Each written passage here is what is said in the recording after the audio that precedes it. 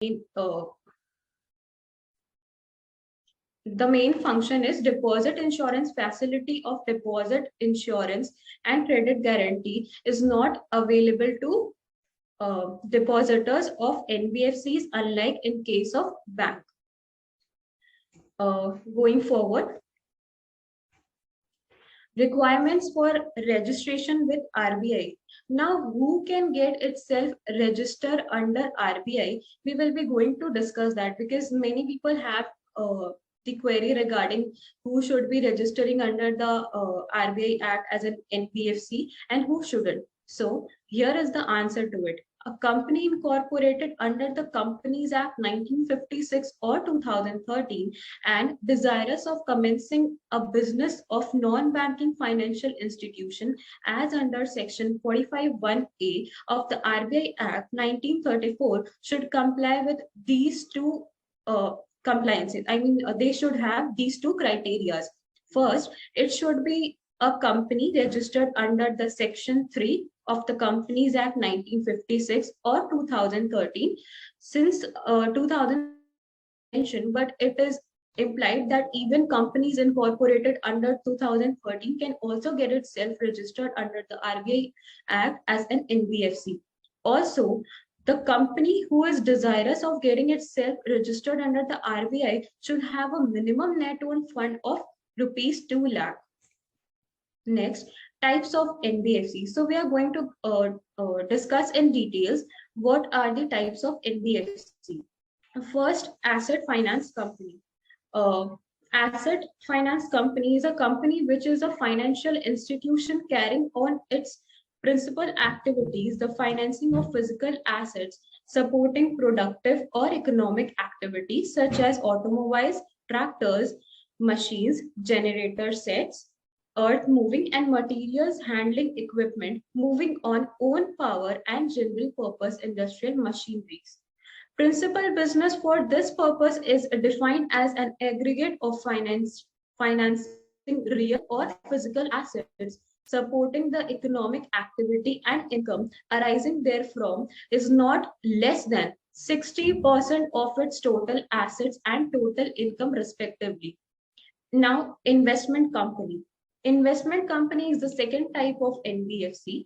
Investment company means any company which is a financial institution carrying on as its principal business the acquisition of securities. So the principal business of an investment company is acquisition of securities. Loan companies. Loan company means any company which is a financial institution carrying on as its principal activities of providing finance, whether by making loans or advances or otherwise for any activity other than its own, but does not include an asset finance company. So the loan company does not include the asset finance company. Asset finance company is different from loan company. Next, infrastructure finance company. IFC is a non-banking financial company which deploys at least 75% of its total assets in infrastructural loans. Also, it has a minimum net own fund of rupees 300 crore and has a minimum credit rating of A or equivalent, and it has a CRAR of 15%. Next, systematically important core investment companies. So this is an NBFC carrying on business of acquisition of shares and securities which satisfies these following criteria. First, it holds not less than 90% of its total assets in the form of investment in equities, preference shares, debts, or loans in group companies.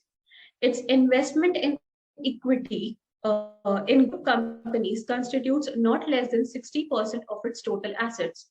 It does not trade in its investments in shares, debt, loans, or in group companies. Also, it does not carry any other financial activity referred to in section 45(1)(c) and 45(1)(f) of the RBI Act 1934, except investment in bank deposits, money market instruments, government securities, loans to, and investment in debt. Also, it has an asset size of 100 crore or more than that, and it does accept public funds. Coming to the next one, Infrastructure Debt Fund. Now, this is a company registered as NBFC to facilitate the flow of long-term debt into infrastructure projects. It raises resources through issue of rupees or dollar denominated bonds of minimum 5 years of maturity. Now, no, NBFC MFI, Microfinance Institution, is a non-deposit taking NBFC having not less than 85% of its total assets in the nature of qualifying assets, which satisfies the following criteria. Number one, loan disbursed by an NBFC to a borrower with a rural household annual income not exceeding 1 lakh, or urban and semi-urban household income not exceeding 1,60,000. Next, loan amount does not exceed 50,000 in the first cycle and 1 lakh in the subsequent cycles. Total debt of the borrower does not exceed 1 lakh, and the tenure of the loan should not be less than 24 months. Loan is repayable on weekly, fortnightly, and monthly installments. Coming to the next type, factors. NBFC factor is a non-deposit taking NBFC engaged in the principal business of factoring. The financial asset in the factoring business should constitute at least 50% of its total assets and its income derived from factoring business, and it should not be less than 50% of its gross income. Mortgage guarantee companies. Mortgage guarantee companies are financial institutions for at least 90% of its business turnover is mortgage guarantee. NBFC, non-operative financial holding company, is a financial institution through which promoter or promoter groups will be permitted to set up a new bank. It's wholly owned non-operative financial holding company, which will regulated by RBI or other financial sector regulators to the extent permissible under the applicable regulatory prescriptions. So also this is, the types are also easy to understand as the name itself suggests, has its principal business activities in its name only. Now coming to the next, registration of an NBFC under Credit Information Bureau. It is mandatory for all financial institutions and commercial bank which provides or lends money, and credit institutions shall become member of all 4 CICs and submit data. So it is mandatory for all the NBFCs to get itself registered under the Credit Information Bureau. In the later part of the session, I will be going to explain the entire process of getting itself, of how an NBFC can get itself registered under the CIC and what are the CICs. Okay. All CICs and credit institutions shall keep the record of credit information collected or maintained by them in a proper manner and update their records regularly on a monthly basis or at such intervals as could even be mutually decided between the credit institution and therefore the CIC in terms of Regulation 10A, Sub-Regulation 1 and 2 of the Credit Information Companies Regulation 2006. Now, what are the types of credit information bureaus? So there are 4 types of credit information bureaus. First is TransUnion, CIBIL, second is Experian, Equifax, and CRIF-HIMA. So CIBIL was officially known as Credit Information Bureau India Limited, which is now known as TransUnion CIBIL Limited. However, Equifax is known as Equifax Credit Information Services Private Limited. Experian is officially known as Experian Credit Information Company, and CRIF-HIMA Credit Information Services is formerly known as CRIF-HIMA. So now the question arises, ki, okay, fine, there are four types of CICs. So how can an NBFC get itself into these four CICs? So I would be discussing the general procedure of getting itself registered. What an NBFC can do, an NBFC who is desirous of getting itself registered under CIC, they can mail to their official mail IDs that the company bearing this sin is desirous of getting to obtain the membership of the respective CICs. Now, what happens is when the CIC revert us back, they ask us to submit certain documents, and also while asking certain documents, they ask us to kind of they provide us a form which we have to submit it to them. So what happens is, first we mail them regarding our desire of obtaining their membership. In the later stage, they ask us to submit the documents. There are certain documents which are to be submitted, and I would like to mention them as well as we are discussing how to get it self-registered. So the first one is the NBFC has to submit its RBI certificate, GST certificate, PAN, and also any other documents of authorized signatories if the CIC asks for it. If the company does not have any GST, so it has to provide a declaration that the reason why the company or NBFC is not having the GST. So after that, see, for in the entire procedure, we have to we have to like follow up follow up with them like all the time, like in the entire procedure, because sometimes it takes a lot of time to get it registered. In my practical experience, the registration for some NBFCs, the registration took 10 to 15 days, and for others, it took 1 or 2 months due to certain technical issues or that. But it will be better if we kind of follow up with the executives of the respective CICs.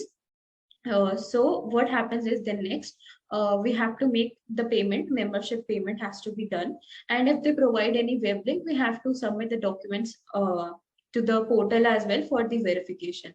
Now what the CICs does is, when we send them our documents, they verify, and then they let us know that whether the verification is successfully completed or not. If the verification is done successfully, they send us the membership ID along with the certificate. In case of CRIF High Mark, what happens is the company, the CIC actually sends a membership. It may be virtual, it may be done digitally or in a physical mode. So they send us the agreement, and then they ask us to send the signed agreement along with the other documents to them. Now, RBI notification for filing of security interest. As per regulation dated 27th December 2018, all scheduled commercial banks, including RRBs, small finance banks, local area banks, all cooperative banks, all NBFCs, and all India financial institution has to register the transaction relating to securitization and reconstruction of financial assets, and those relating to mortgage by deposit of title deeds with CERSI. Now, what are the types of security interest which is to be filed on the CERSI portal?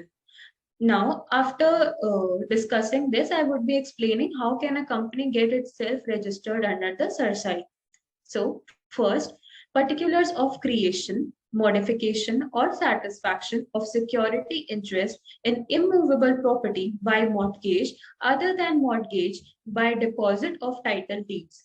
Particulars of creation, modification, or satisfaction of security interest in hypothecation of plant and machinery, stocks, debt, including book debts or receivables, whether existing or future. The next type is particulars of creation, modification, or satisfaction of security interest in intangible assets being know-how, patent, copyright, trademark, license, franchise, or any other business or commercial right of similar nature. Next, particulars of creation, modification, or satisfaction of security interest in any under construction residential or commercial or a part thereof by an agreement or instrument other than mortgage. Now, since we are discussing about the security interest to be filed on the CERSAI portal, I would like to discuss that how does a registration under CERSAI takes place. So an NBFC who is desirous of getting itself registered with the CERSAI portal, it has to go on the official website of CERSAI.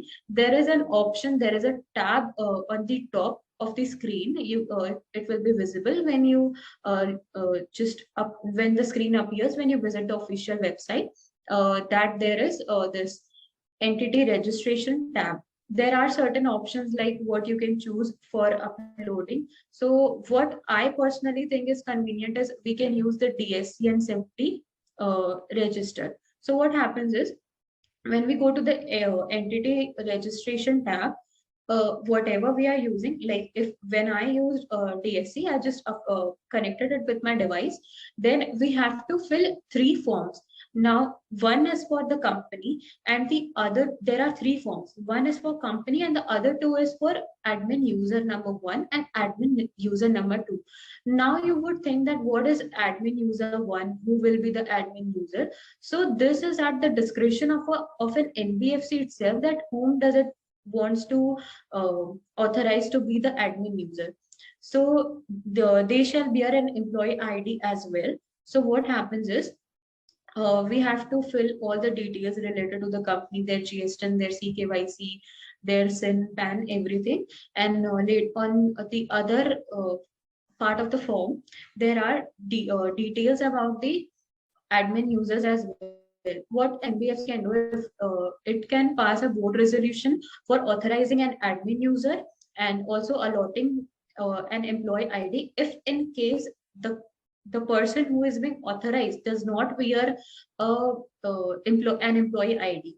So we can pass a board resolution for that, and we can make an employee ID ourselves by drafting in MS Word. We can stick their passport size picture, and on the right we can make 2 columns. On the left side we can stick the picture of the employee who is being authorized, and on the next column what we can do is we can write the name, the date of joining, their signature, and their employee ID. All the documents which we will be submitting with the CICs or on the CERSAI portal should be signed and affixed with a stamp. Now what happens when we register the entity and then we submit the form, automatically a report is generated. So on that report, we have to take a printout of the report, we have to fill it, and we have to annex our like other attachments which has been asked for the company and for the admin users as well.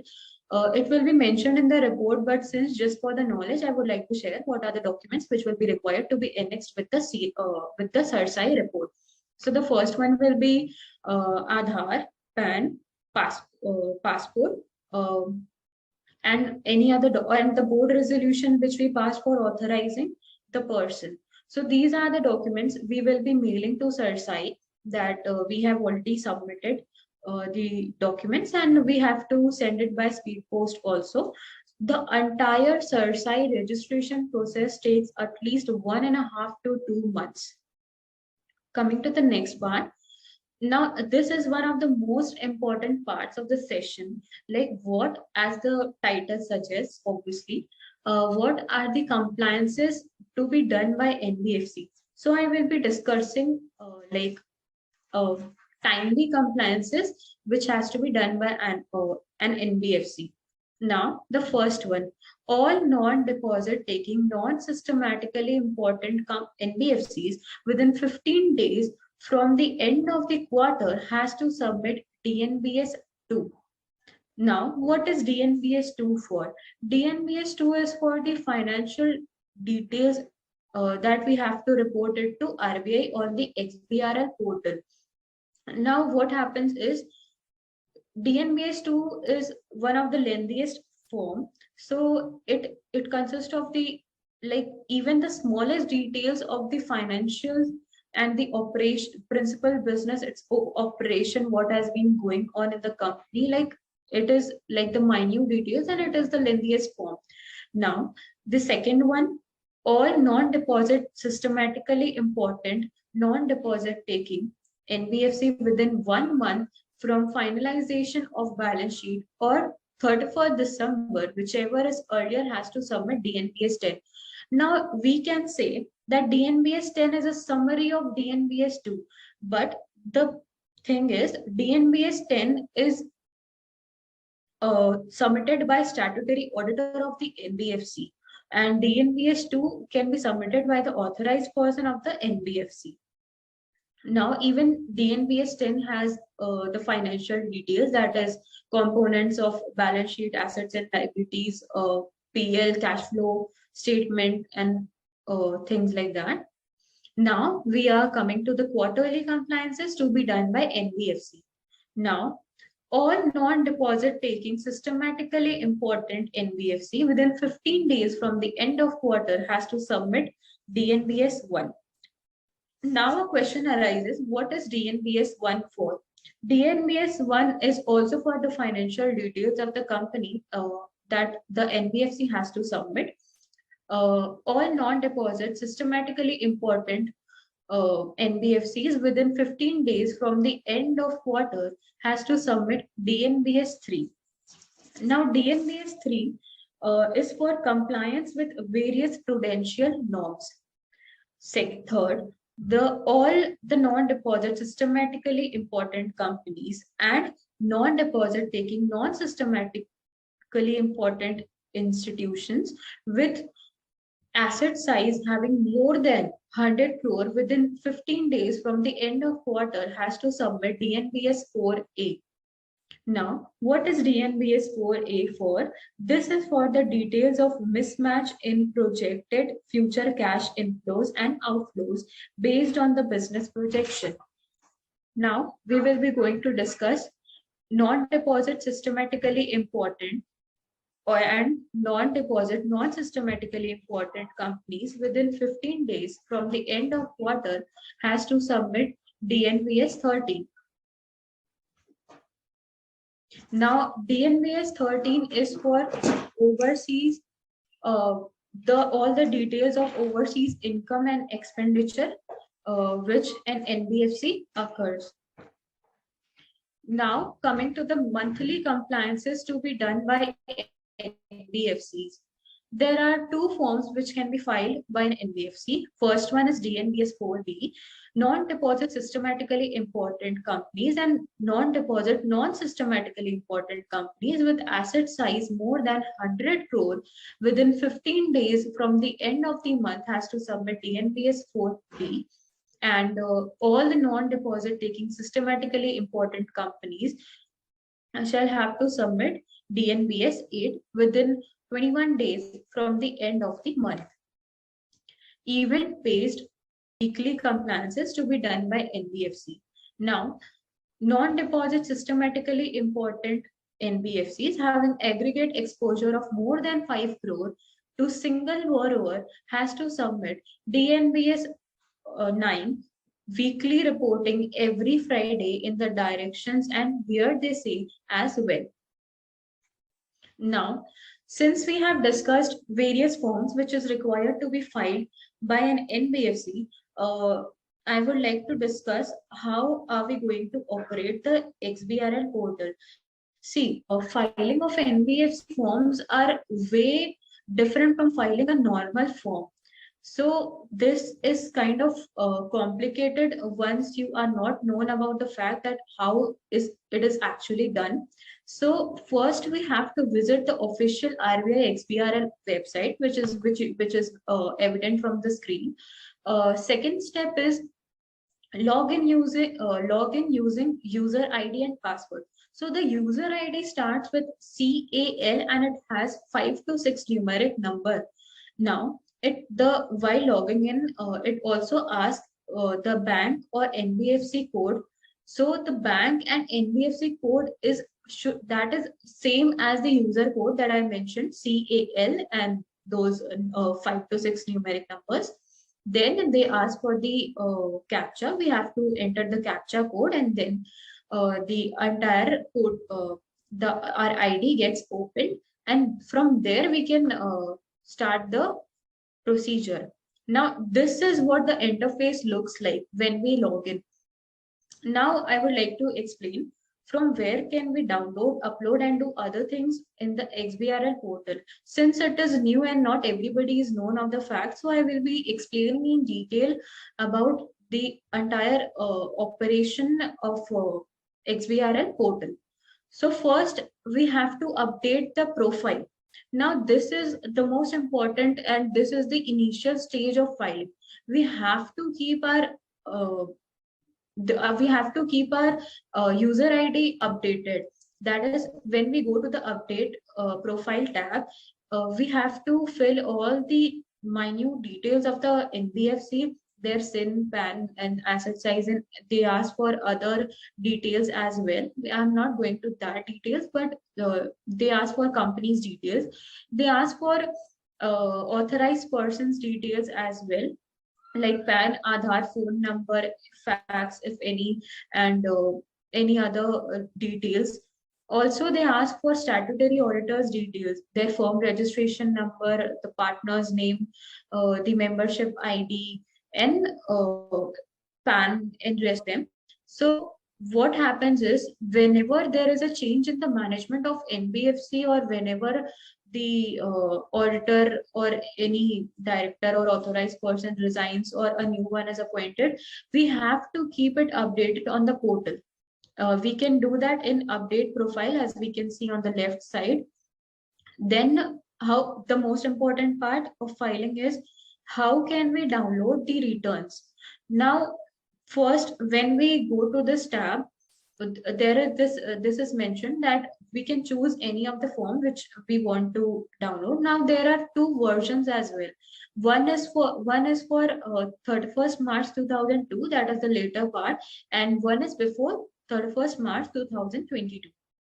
Now, when we download the form, it is not easy that whenever we download and we can easily file. First, we have to download it. Then we have to extract the form which we have downloaded. Then we have to install it. After installing, an I file is generated on the desktop. Then we have to fill the form. A form appears on the screen, like a short like box kind of thing appears, where we have to mention our user ID, the time period for which we are submitting the return, and the audit period, and the date of audit, which if the documents and financial statements are audited. Now, after downloading the form and filling all the details, the category of NBFC and everything else, an Excel sheet appears. The form is in the form of Excel sheet. And since I mentioned earlier too, TNBS2 is the lengthiest form. So see, filing NBFC form is quite complicated as well as time consuming. But once you get to know the entire procedure, it becomes very easy to file it. So now what happens, since many of them are not aware of the XBRL filing, because earlier it was NBS 9 and things like that. So what happens is the NBFCs do not comply, and they have to like file it after the when the due dates passes away. So what happens is when we fill the entire form, and before uploading it, we can do we can, if you can see, request for revision panel. We can click on the tab. We can request for the revision. Now, what is request for the revision is that we are requesting the RBI executives to kindly let us file the DNBS forms. Now, what happens is first we have to register our request on the portal. Then the RBI grants us the request, and only then can we file the return. But there is one thing, that the reason of filing late filings has to bear a valid reason of why the NBFC did not file it on like on or before the due date. Now the next one, upload returns. When we fill the entire form, there is one tab on the right hand side of the form. If you will fill the form, you will get to know that there are certain tabs on the form as well in the Excel sheet. So there is this generate XBRL. So after completing the filing, we have to click on the generate XBRL. See, there is one more thing over here. The form cannot be left empty. If the company does not has anything, it has to bear it, like it. We have to put a zero over there. We cannot keep it empty, because if we keep it empty, they will ask us for. They will show that that an error, and our XBRL will not be able to get generated. And because what we do not upload the form, we upload the XBRL which is generated. So there we have to generate the XBRL. Then we have to log in into the XBRL portal. Here there is a top tab of upload returns. Here we have to select the forms, we have to select the period, and then we have to choose the path where we have kept the XBRL, and that XBRL is uploaded. Now after uploading, what we can do is we can register the DSC. Now this verification or registration of DSC is not for the authorized person, but this verification or registration of DSC, this is for when we upload the form using digital signature. So when we come on this tab of registering the digital signature, in the middle of the form, the interface which is appeared, there is one digital signature utility page. This appears. So over there we generate the token. But for this entire process, you have to connect the DSC in your devices from where you are logging in. So then we registered the DSC, and over here in the PPT where you can see download files, and before that processing status, where it is shown under validation, there a yellow box appears where a digital signature is written. So we can select that, and we can then choose the path where we have kept the XBRL, and then we can select it. And then the form gets successfully uploaded. So then sometimes what happens is, as per my practical experience of filing the DNBS forms, what happens is, for example, there are two NBFCs bearing a common authorized person. So what happens is, see, what we can do, either we can use some other person who authorized, some other authorized persons of the company's DSC, or what we can do, there is one expiry DSC deactivation tab, if you can see on the left side. So we can click on that, we can delete the DSC, and then we can again try to upload, and the form can easily get uploaded using the DSC. Now, many people had these queries like, what is the evidence that we have filed the form? What is the acknowledgement of filing the form? Because sometimes when we upload the form, even without DSC, there is one comment which appears on the screen that the form is successfully filed, but that is not completed until you have uploaded the form using the DSC. So we have to go on the published filings tab. We have to select the respective form number. Then we have to select the date for, the period for which we are filing the return, or for the period for which we want to see the status of filing. So when we go to the published filing, then do the later steps which I mentioned, that we can choose the form, we can choose the period of filing the form. Then the entire status of the form will be appeared on the screen, that whether is it under validation, whether it is pending for digital signature. But once it appears that the form is completed, it means the entire filing is successfully uploaded. Now next, issue tracker. Issue tracker is for registering the company, and I would like to explain this in the later part of the stage once we deal with the grievance. Now, challenges faced during filing forms. See, since I mentioned that DNBS filing of DNBS forms are quite complicated, not difficult, but it is quite complicated because we have to deal a lot of things. For example, network issues. There are a lot of network issues, server issues while we log in. Sometimes it does not log in. Sometimes the portal does not appear. There and also the connectivity issues as well. The next problem which we face is deactivation of user ID.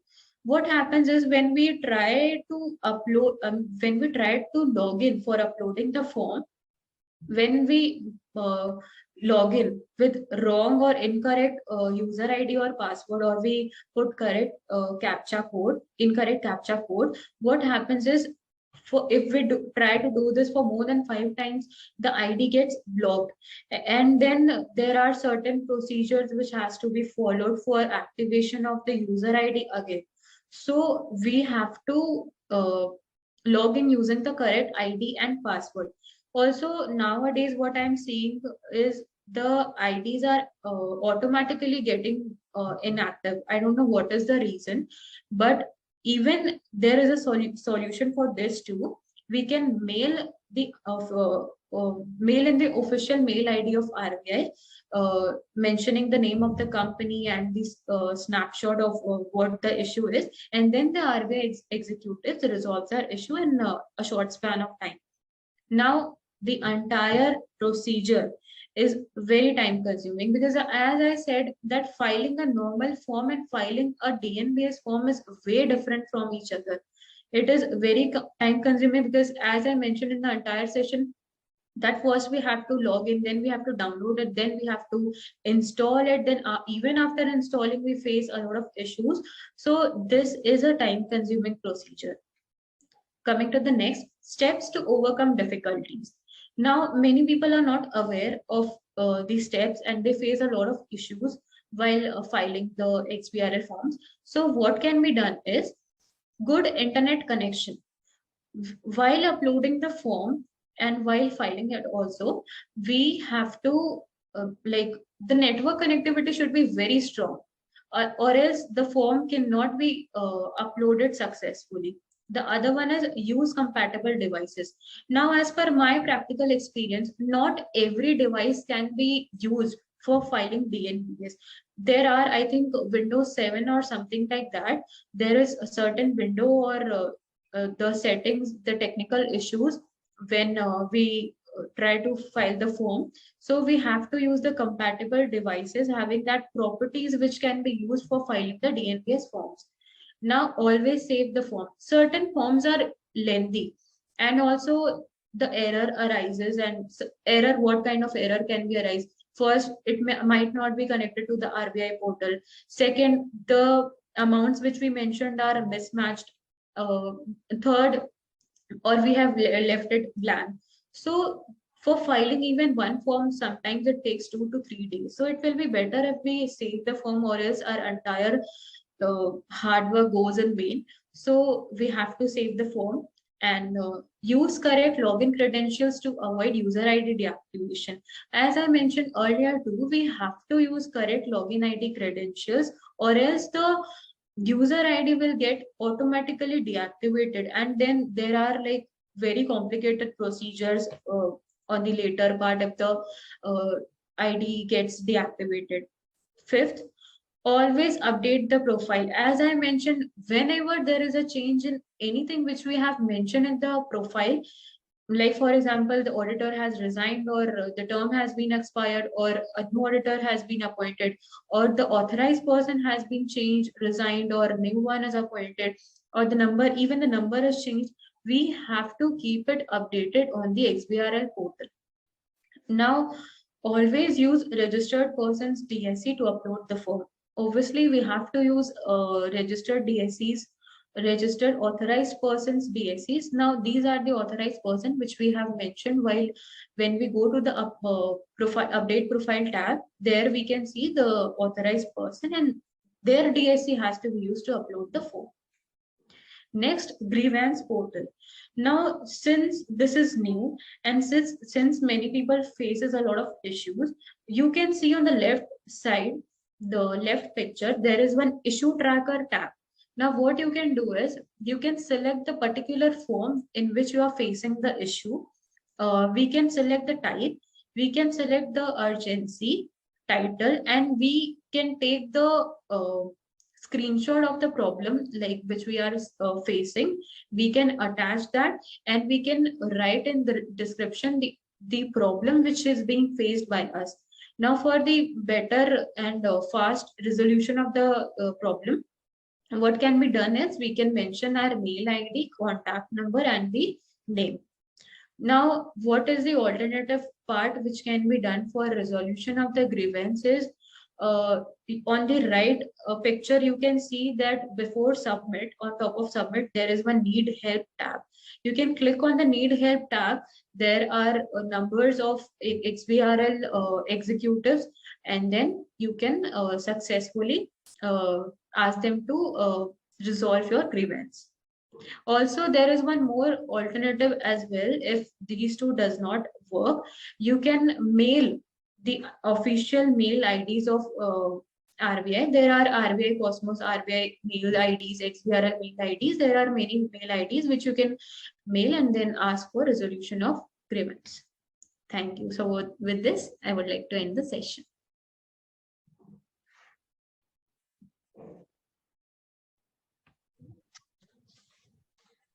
Thank you so much, Khushbu. This session was so interactive, and what to say means it was the need of the hour, because we, as a professional, we all are facing lot of problems in filing these NBFC forms these days. Means we used to get calls on everyday basis that I am facing this issue and I am facing that issue, and NBFC portal is not functioning and we are unable to file these forms and date has already gone. So you have explained everything in such a lucid manner and understandable. So if anyone has any query, they can just text it in the chat box and then Khushbu will answer for the same.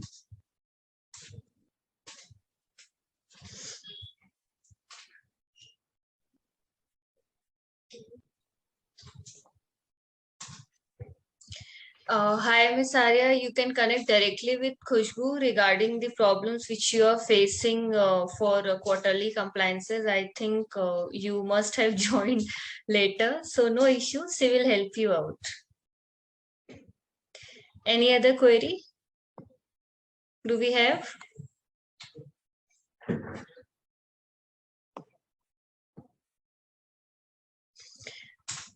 Okay, we have a query in the chat box like how to register with CERSAI. As I mentioned in the session 2, when we open the official CERSAI website, there is one entity registration tab.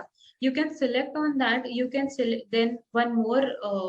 There is one more screen which appears like what we have to select, whether DSC or any other certificate. So the thing is, whenever we are trying to get ourselves registered with CERSAI and filing that like web-based kind of form, we have to keep our DSC connected with the device. Also, there are certain devices on which the CERSAI registration cannot be done, but still you can try and you can connect with the XBRL, the CERSAI executives. So when we go to the entity registration tab, we can fill 3 forms, that is for admin user 1, admin user 2, and for the company's details as well. Then we submit the form which we have filed. A report is generated thereon, and after that we have to fill that report. Like we have to take the hard copy, we have to fill it, and we have to annex certain documents. It is also mentioned in the reports as well, and I mentioned in the session that Aadhaar, RBI certificate, certificate of incorporation, and other Aadhaar, PAN, and other documents of the admin users as well has to be annexed with the report, and we have to send it via speed post, and we have to mail the CERSAI also. So this is the way we can do the.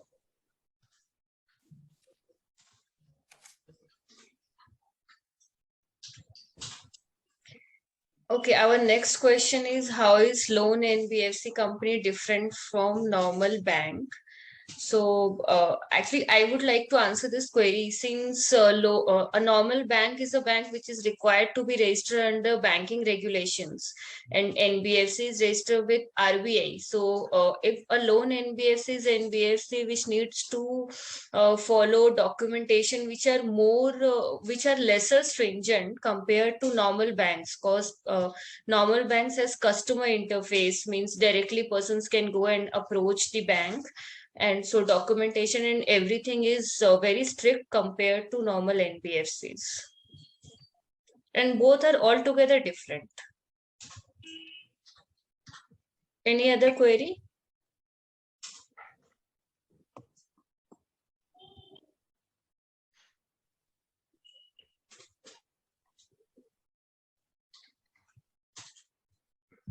Our next query is, can NBFC accept deposits? Khushbu, would you like to answer this query? Yes, NBFCs can accept deposits as well. Actually, there are different kinds of NBFCs, as Khushbu has elaborated. So if my NBFC is a kind of NBFC which falls under the definition of NBFC accepting deposit, then it can accept deposit from public. And if my NBFC is an NBFC which is NBFC not accepting deposit, means whether it is a investment NBFC or NBFC with no customer interface, then it cannot accept deposits. Yes. We have other question that are we required to get ourselves registered on all 4 CICs? Yes, as per the RBI regulation, and all the NBFCs and are required to get itself registered under all the 4 CICs. We have one more query. It is NBFC's financial statements are different from normal companies' financial statements. So yes, NBFC financial statements a bit different from normal companies' financial statement. Like if the concerned NBFC is a profit-making NBFC, then it needs to transfer certain percentage of its profit in net owned fund every year. So if considering that aspect, a different means the format of financial statement of NBFC is a bit different from normal companies.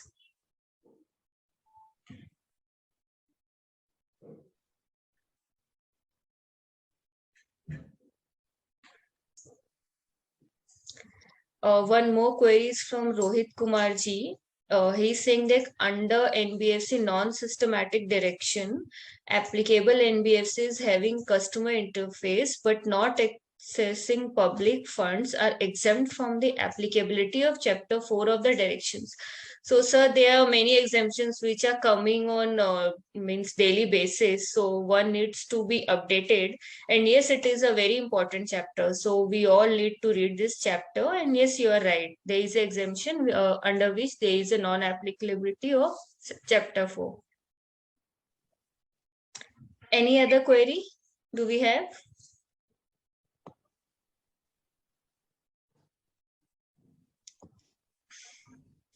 I think Khushbu has already answered many queries and time is also getting ahead of us. So we would like to conclude this session now.